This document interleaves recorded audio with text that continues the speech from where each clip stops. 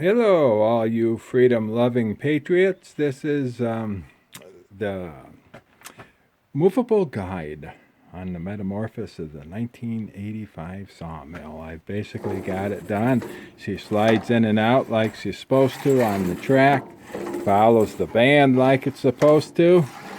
Now I'm going to have to put a mechanism on it to adjust it from the far side of the saw head, but it works good. Very, very happy. It's the same basic system, just on the other side is the fixed guide.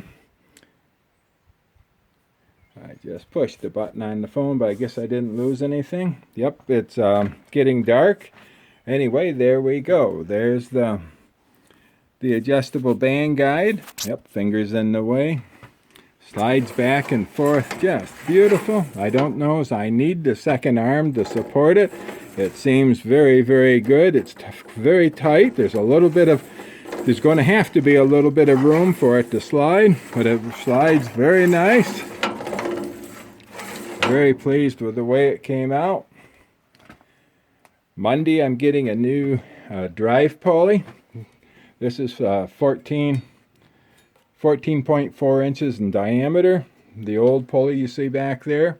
I'm going down to a 12.75 inch in diameter pulley.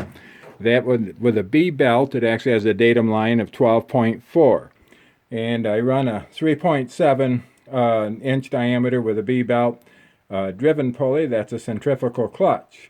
Now the formula, there's the band. It's a 1 1/4 by 7/8 2 spacing. This happens to be a Lennox Woodmaster C. And to find out your surface feet per minute, the formula is engine RPMs times driven pulley divided by, let's start over. Engine RPMs times drive pulley divided by driven pulley multiplied by the diameter of the wheel. Multiply that times 3.1416 pi divided by 12 will now give you the surface feet per minute of your band speed. Now I can go over that again if you want. But anyway, right at the moment with my current pulleys, I'm running 4,550 approximately feet per minute on the band speed. My target should be 53 to 5,500. By going down to 12.4 inches with a B belt here, that'll take me up to 5,348 feet per second, providing the engine turns 3,600 RPMs.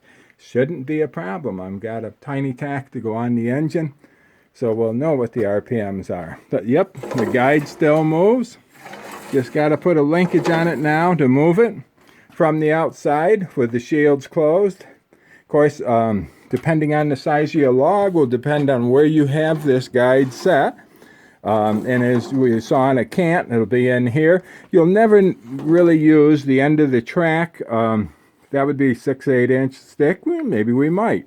But it moves back and forth, follows the band just like it should. And very happy with how it came out. Got a gusset in there. It's all welded together. I have a tendency to over-weld things. Even oversized on steel. All you freedom-loving patriots throughout the world, you have a good evening. It's starting to get quite dark here, and we'll talk to you again with the next video. Now we got to get the log dogs done. Get a drive link, get a linkage on this so I can slide it in and out from in front of the saw with a lock system, and might be a lever right up underneath in the front. Not sure yet which way I'm going to go. But might be a lever right up here in the front of the saw. The saw will be run from the other side. This is the tail end of the track, 20 foot of track here. Right, and it's just easier to work here when you're working on this side of the saw. You folks have a great evening. Laus Deo. Good night.